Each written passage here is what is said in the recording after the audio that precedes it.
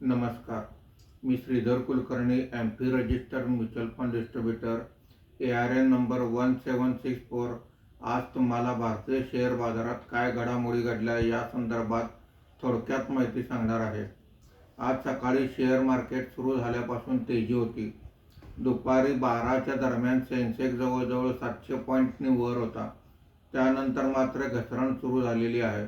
Market बंद होताना तरीसुद्धा सेन्सेक्स हा 109 पॉईंटनी वाढून 77,100 वर बंद झालेला आहे.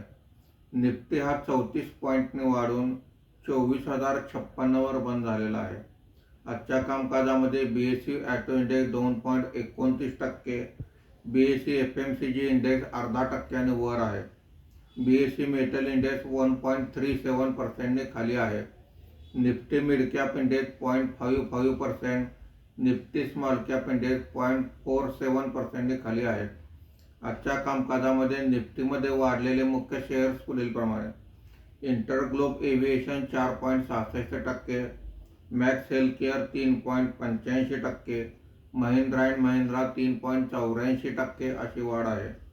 आज निफ्टीमध्ये घसरलेले मुख्य शेअर्स पुढीलप्रमाणे: ONGC 2.88%, power grid corporation 2.41%, Hindalco 2.40%, tech Mahindra 1.68% अशी घसरण आहे. आज बऱ्याच दिवसानंतर FIIने 384 कोटी रुपयांची खरेदी केलेली आहे.